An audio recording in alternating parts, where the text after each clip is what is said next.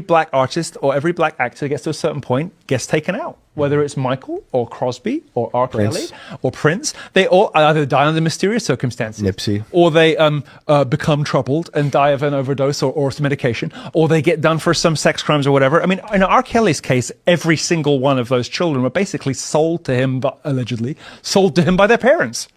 You know, and this is, you know, we'll talk. Yeah, maybe that's a conversation for another day. But you know, like, there's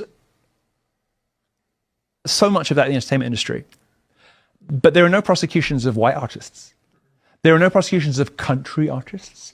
Nobody. Madonna's never got in trouble for her 16-year-old boyfriend. Yeah, why haven't we got Eminem yet? No, where's Eminem? Where's Eminem? Could it have anything to do with this? The country stars we're thinking of. Well, Eminem. Yeah, country stars. Okay, yeah. I'll tell you after the show.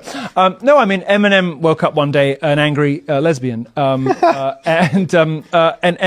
with very left-wing politics. I wonder why that might have been. Who knows? Who can say? But it's only ever black artists who get their reputations absolutely ripped to shreds in public, get accused of the worst thing that a person can be accused of, right?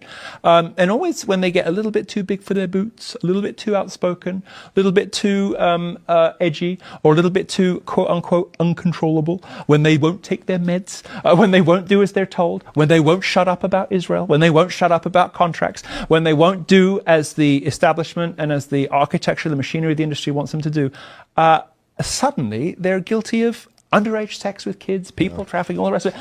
Well, I mean, maybe the truth is that the whole industry does it. Maybe the truth is that nobody does it, probably closer to the first one.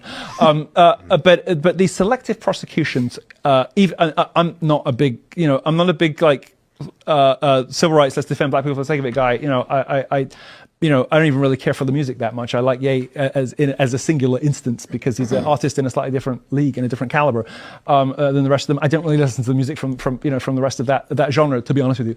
But even I cannot deny that the prosecutions are targeted, selective, and gruesomely unfair in the way that they are played out in public, and the manner in which the juries are tainted and poisoned beforehand. But this guy's like on trial, and Netflix decides that. I mean, come on. They murdered Michael Jackson.